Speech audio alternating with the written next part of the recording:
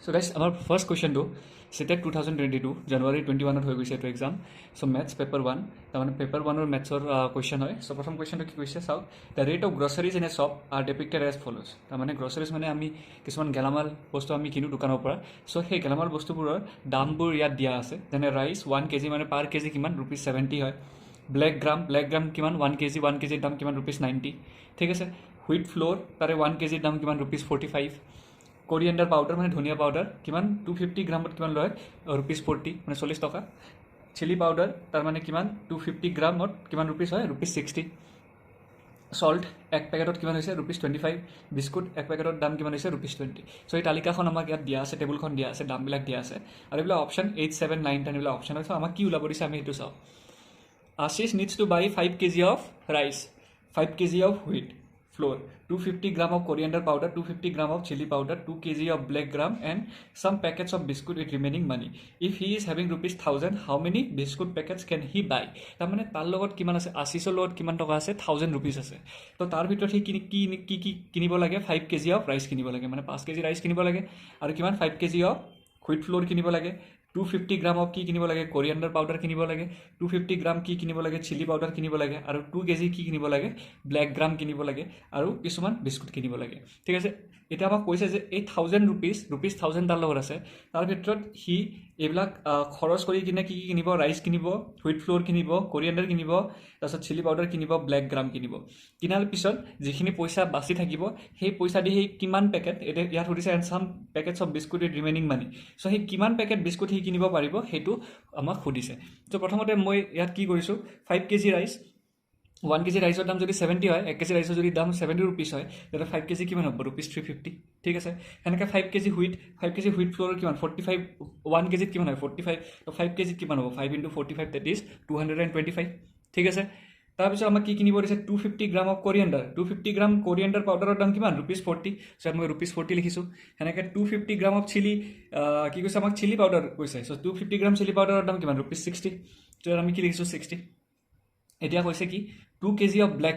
গ্ৰামৰ per kg দাম কিমান 90 তাৰ মানে 2 কেজিৰ কিমান হ'ব 2 * 90 180 তাৰপিছত এই গোটেইটা কি কৰিছো মই যোগ কৰি দিছো এড কৰি দিয়াৰ পিছত কিমান থাকিলে আমাৰ লগত ₹855 মানে 8000 যে আমাৰ পইচা আছিল Ashishৰ তাত তাৰ পৰা কিমান খৰচ হ'ল 855 খৰচ হৈছে সো ৰিমেইনিং মানি কিমান আহিব কিমান বাচি থাকিব আমি 1000 ৰ পৰা যদি 855 ক মাইনাস কৰি দিও আমি ইয়াত কি পাম ৰিমেইনিং টো পাইছাম যোনটো 145 হয় এটা কথা হ'ল যে আমাক কৈছে যে কেই পেকেট বিস্কুট আমি কিনিব পাৰো সেই ৰিমেইনিং মানি দি এই যে যিখিনি থাকিব হেতু দি আমি কিমান কিনিব পাৰো এটা how many biscuit packets can he buy so এক পেকেট বিস্কুটৰ দাম কিমান ₹20 তাৰ মানে 20 rupees cost of কি 1 বিস্কুট 20 rupees কি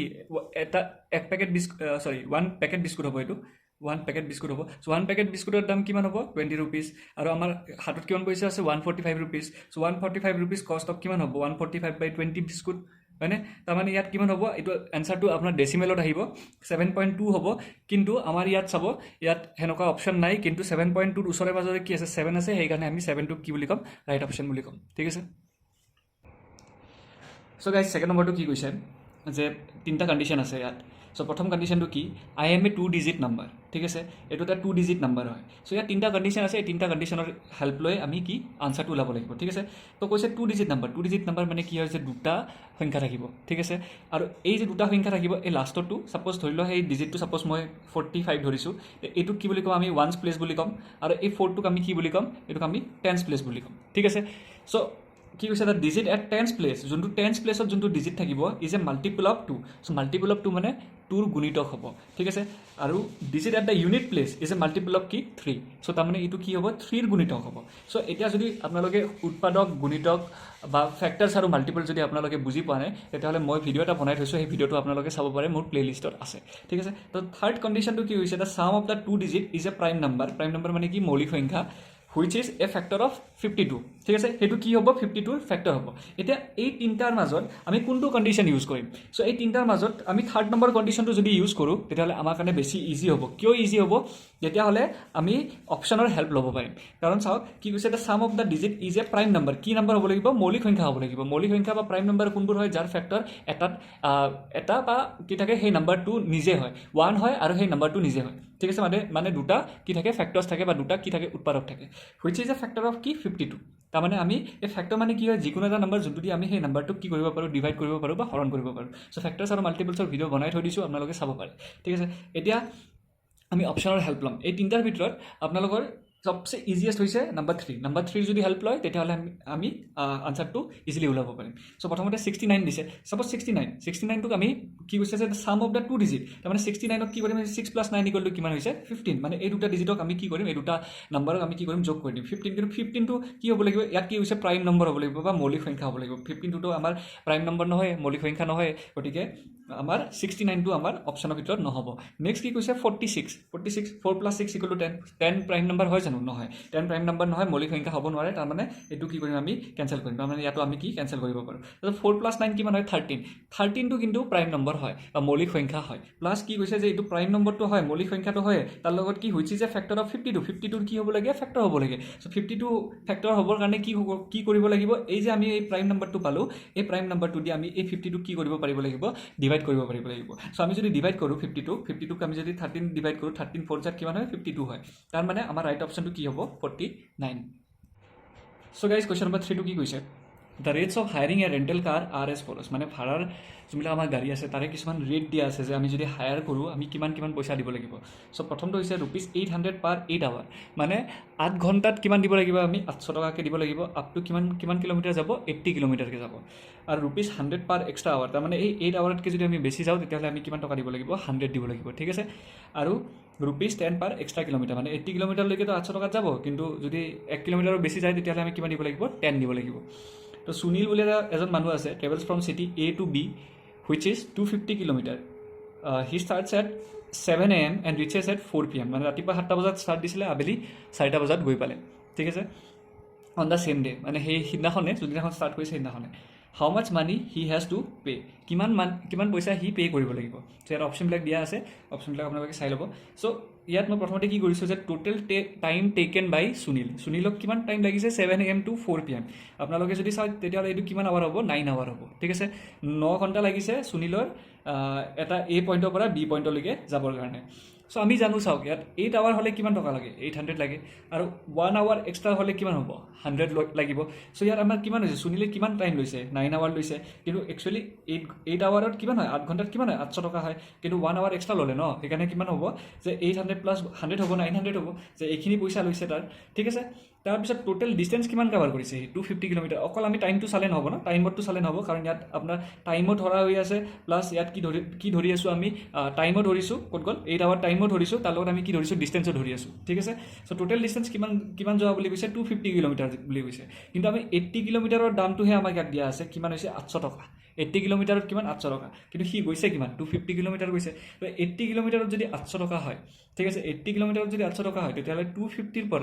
250 পৰা আমি কি 80 মাইনাছ কৰি দিওঁ তেতিয়াহ'লে কিমান থাকিব 170 মানে সেই 80 কিলোমিটাৰততো 800 টকাকৈ ল'বই ন এই 250ৰ ভিতৰততো 80 কিলোমিটাৰটো আছে তাৰপিছত সেইখিনি যদি আমি গুচাই দিওঁ তেতিয়াহ'লে কিমান থাকিব 170 কিলোমিটাৰ থাকিবনে নাই চ' 170 কিলোমিটাৰটো কি হৈ যাব এক্সট্ৰা হৈ যাব কাৰণ 80 কিলোমিটাৰৰহে আমাৰ ভাড়া কিমান হয় 800 হয় কিন্তু যদি এক্সট্ৰা যায় তেতিয়াহ'লে কিমানকৈ লয় বুলি কৈছে ₹10কে এক্সট্ৰা লয় বুলি কৈছে নহয় চ' ইয়াত 170 কিলোমিটাৰ এক্সট্ৰা গৈছে 80টো গৈছে আৰু 170 কিলোমিটাৰ এক্সট্ৰা গৈছে তাৰমানে 10 টকাকৈ যদি হয় 170 × 10 কিমান 1700 হ'ব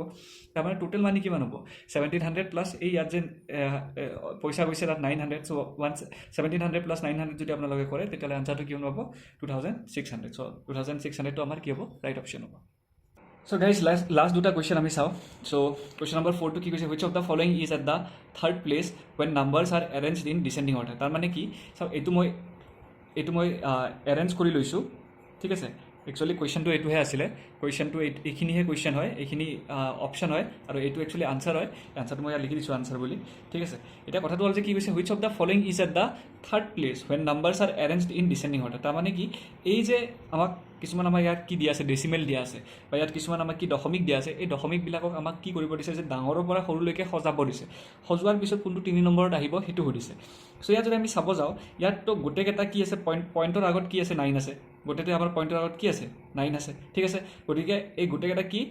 9ৰ পিছত যোনবিলাক থাকিব সেইটোৱে কি কৰিব ডিফাৰেন্সটো আনিব তো এতিয়া পইণ্টৰ পিছত কি আছে পইণ্টৰ পিছত ইয়াত আছে 09 আছে ইয়াত 009 আছে ইয়াত 990 আছে ইয়াত 909 আছে ইয়াত 099 আছে সো আটাইতকৈ ডাঙৰ কোনটো হ'ব ডেফিনেটলি 990 হ'ব পইণ্টৰ পিছত কি আছে 990 আছে তো এইটো সবচে ডাঙৰ হয় ইয়াত আপোনালোকে চাব পাৰে ইয়াত 99 ইয়াত আছে নেকি 99 কে ডাঙৰ নাই 90 আছে ইয়াত কিন্তু ইয়াতটো নাই ঠিক আছে সেইকাৰণে মই ইয়াত এইটো আগত লিখিছোঁ তো 99 যেহেতু সবচে ডাঙৰ হয় তাতকৈ কম কোন আছে 90 আছে সো সেইকাৰণে মই ইয়াত নেক্সটত কি লিখিছোঁ 909 লিখিছোঁ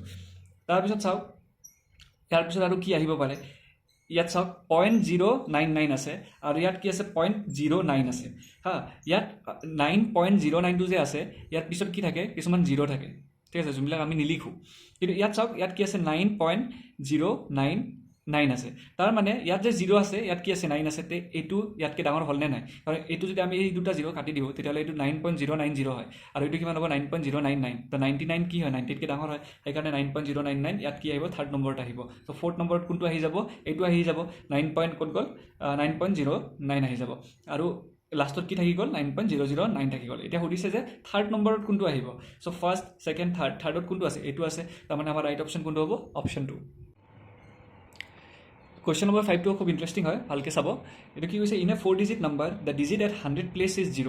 ঠিক আছে the digit at 10 place is twice that of units place whereas the digit at 1000 place is thrice that of unit place if the digit at unit place is 2 what is the number তাৰমানে চাব এটা মই number এটা suppose মই ইয়াত এটা number লিখিছো 5656 এটো কি হ'ব ওয়ান্স প্লেস ঠিক আছে এটো কি হ'ব 10 প্লেস এটো ওয়ান্স প্লেস বা আমি কি কও ইউনিট প্লেস বুলি কও এটো 10 প্লেস এটো কি হ'ব 100 এটো কি হ'ব 1000 ঠিক আছে এটা আমি কোৱেশ্চনত যি লিখা আছে হেকেটা আমি ফলো কৰি যাও 4 ডিজিট নাম্বাৰ আছে ডিজিট এট 100 প্লেস ইজ 0 তো ইয়াত চাও আমি 100 প্লেস কোনটো হয় 3 নম্বৰ থকাটো হয় ৰাইটৰ পৰা 3 নম্বৰ থকাটো সো ৰাইটৰ পৰা 3 নম্বৰত ইয়াত আছে নেকি এটো আমি কি হয় এটো আমাৰ ইউনিট প্লেস এটো আমাৰ 10 প্লেস এটো আমাৰ 100 প্লেস ইয়াত 0 নাই তাৰমানে আমি এটো কাটি দিব পাৰো এটো আমাৰ নাহিব এটো কাৰণ এই কন্ডিশন হিচাপে আমাৰ মিলা নাই ন তাৰমানে এটো আমি ৰুল আউট কৰি দিও ঠিক আছে বাকি কেটাত কি আছে 00 গুটে কেটাতে আছে তাৰ মানে এই তিনটাৰ ভিতৰত কোনবা এটা হ'ব the digit at 10th place is twice that of units place whereas the digit at 1000 ঠিক আছে এটো পিছত আগতে এটো চাও এটো লাইনে কি কৈছে digit at 10th place 10th প্লেসত যোনটো ডিজিট আছে হেতু কি হয় twice that of units place তাৰ মানে 10 প্লেস টুত এই যে 10 প্লেস টু এই যে 10 প্লেস টু আছে এই 10 প্লেসত যোনটো নাম্বাৰ আছে হেতু কি হয় এই ওয়ান্স প্লেসত থকা নাম্বাৰৰ কি হয় দুগুণ হয় ইয়াত চাও ইয়াত 10 প্লেসত কি আছে 6 আছে আৰু ইয়াত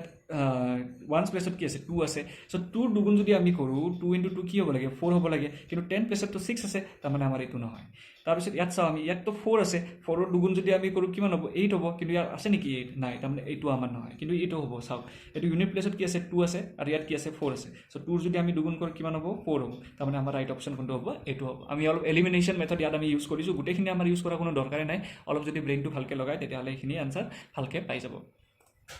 So guys, thank you so much for watching the video and for watching concept board আৰু ইয়াৰে part 2 to মই next video মই আপলোড দিম so তেতিয়ালৈকে concept board চাই থাকিব আৰু concept board follow কৰি থাকিব thank you so much for watching